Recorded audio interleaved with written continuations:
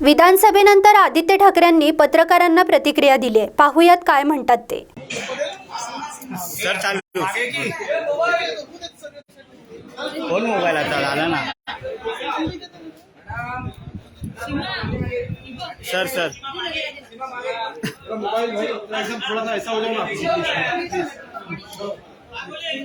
Sir बोला. Role sir झालं sir बोला मुख्यमंत्री ज्यावेळी भाषण करत होते त्यावेळी शंभूराजेंनी भारत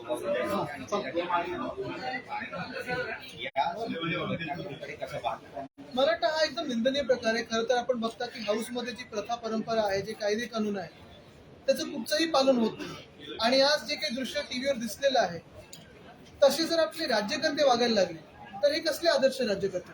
आणि म्हणून ह्याच्यावर कारवाई होणं गरजेचं आहे आणि हाऊसमध्ये कारवाई गरजेची आहे. आदित्यजी आज आज राहुल गांधी यांच्यावर कारवाई झाली आहे. खरं तर गिल्टी आले, त्याच्यानंतर शिक्षा गेली आणि आज लोकसभेमधून देखील निलंबन. कसं बघताय? निलंबन मराठी डिस्क्वालिफाय केलेलं आहे. आपण पाहिलं असेल पक्षप्रमुख उद्धवसाहेब ठाकरेंची देखील प्रतिक्रिया आलेली आहे आणि देशात अनेक वेगळ्या राजकीय नेत्यांची प्रतिक्रिया जशी आलेली आहे तसंच सामान्य नागरिकांची देखील प्रतिक्रिया येत आहे. सगळ्याच धक्कादायक आहे की अशा एखाद्या केसच्या ह्याच्यानंतर तातडीने एवढं डिस्क्वालिफाय करणं हे गरजेचं होतं का? म्हणजे त्यांनी अपील केलं असेल, त्या अपीलसाठी थांबणं गरजेचं नव्हतं का? आणि मुळात हे आम्ही ते सतत सांगत आलेलो आहे की लोकशाही धोक्यात आहे. आजचं पाऊल हेच दाखवत आहे की लोकशाही संपत चाललेली आहे. जे राहुलजी बोलत असतील किंवा आम्ही सर्व बोलत आलेलो आहोत, मग आपण देखील पत्रकार म्हणून विषय घेत आहात की लोकशाही आपल्या देशात धोक्यात आहे, ते प्रूव्ह करणारं आजचं हे पाऊल आहे. आदित्यजी, कन्याकुमारी पासून काश्मीर पर्यंत एक त्यांनी प्रवास केला, चांगला प्रतिसाद आला, सर्व समाजातील घटकांना जोडून घेतलं आणि अशा वेळी लोकसभेत आवाज वाढत असताना अशा पद्धतीनं आवाज संपवणं, याला काही दोन्ही जोडून बघताय? ज्यांच्या मनात भीती असते आणि ज्यांना आवाज ऐकण्याची सवय नसते अशीच लोक हे अशी पावलं उचलू शकतात आणि तेच आज पाऊल पडले. तुम्ही देखील पदयात्रेमध्ये सामील झाला होता आणि हा सगळा प्रतिसाद पाहता केवळ राजकीय सोडापोटी केलेली कारवाई वाटली? ही कारवाई मी नुसतं राहुल गांधी एवढ्याबद्दल सीमित ठेवणार नाही किंवा एका खासदाराबद्दल सीमित ठेवणार नाही.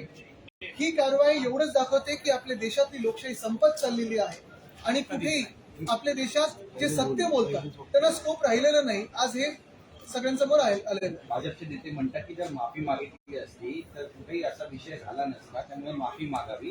पण काँग्रेस म्हणते आम्ही रस्त्यावरची लढाई लढायला तयार. महत्वाची गोष्ट म्हणजे सत्यासाठी लढताना माफी कोणाची मागायची आणि कशासाठी मागायची हा एक विषय राहतो. आणि दुसरं म्हणजे जर माफी मागितली नाही तर डिस्क्वालिफिकेशन पर्यंत पोहोचायचं का? लोकशाहीचा खून एवढा करण्याचा आज जर काही आपण बघतोय जे एक मोठं षडयंत्र रचलेलं आहे ते सिद्ध होत आहे. आम्ही जे सतत बोलत आलो ते. आणि म्हणून मी हे सतत सांगेन की हा विषय आणि आम्ही जे आज रस्त्यावर आलो ते नुसतं राहुलजींसाठी नाही, आज नुसतं एका खासदारांसाठी नाही, तर देशातल्या लोकशाहीसाठी ही धोक्याची घटना आहे.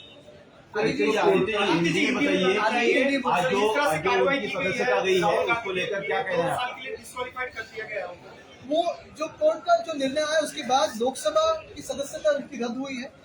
यही बात रहती है कि ये जो पूरा निर्णय है और जो हम एक बहिष्कार करें या इस निर्णय को विरोध करें इसीलिए करें क्योंकि ये सिर्फ राहुल जी के बारे में नहीं, राहुल गांधी एक व्यक्ति है, एक लोकसभा सांसद के बारे में नहीं, लेकिन जो हमारे राज्य में और हमारे देश में लोकतंत्र को जो धोखा निर्माण हो रहा है उसी के बारे में हम बात करते आए हैं. और वो आज सिद्ध हो रहा है सबके सामने कि हम जो बातें करते आए हैं वो तो प्रूव हो रही है कि लोकशाही को धोखा है, लोकतंत्र को धोखा है, हमारे संविधान को धोखा है.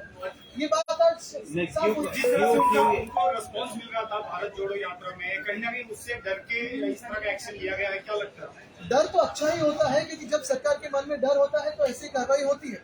लेकिन अगर हमारा देश सचमुच अभी लोकशाही के तरफ बढ़ता होगा तो ऐसी कार्रवाई नहीं होती. अगर आप देखें तो आज जो हुआ है वो लोकतंत्र के खिलाफ है, हमारे देश के जो सिद्धांत है उसके खिलाफ.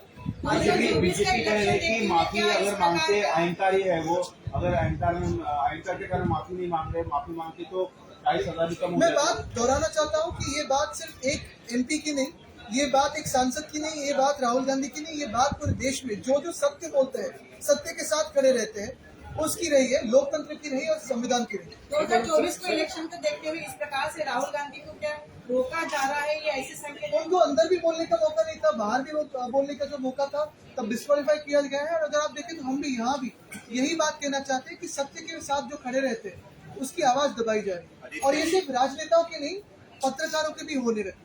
आदित्य जी, कांग्रेस इसको लेकर रास्ते पर उतरेगी, क्या शिवसेना भी शामिल होगी? सबसे अहम बात यही रहती है, जैसे मैंने कहा कि कांग्रेस हो, राष्ट्रवादी कांग्रेस हो, हम हो, महाविकास आघाड़ी यहाँ है, लेकिन पूरे देश में जो भी व्यक्ति सत्य के साथ खड़ा रहना चाहता है, सत्य के लिए लड़ना चाहता है, ये सबके लिए बात समझना जरूरी है कि आज हमारे देश में लोकतंत्र और संविधान को धोखा निर्माण हुआ है, सत्यमेव जयते तो धोखा निर्माण हुआ है, और इसी के लिए मुझे लगता है सभी लड़ना जरूरी है।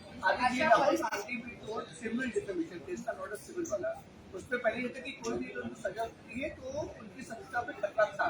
कांग्रेस के ये कहना है कि सेशन कोर्ट नहीं गए, हाई कोर्ट नहीं गए, सुप्रीम कोर्ट नहीं गए और ये इससे मान गया। बिल्कुल, लेकिन अगर ये डिफेमेशन पे ऐसे बातें होने लगी, सांसद को ऐसे होने लगा, तो आप और मैं तो क्या आपको लगता है कि जल्दबाजी हो गई इसमें थोड़ा सा, क्योंकि उनको जल्दबाजी नहीं, तो प्लान है कि लोकशाही लोकतंत्र को खत्म करने का जो प्लान है वो आज सिद्ध हो रहा है। धन्यवाद।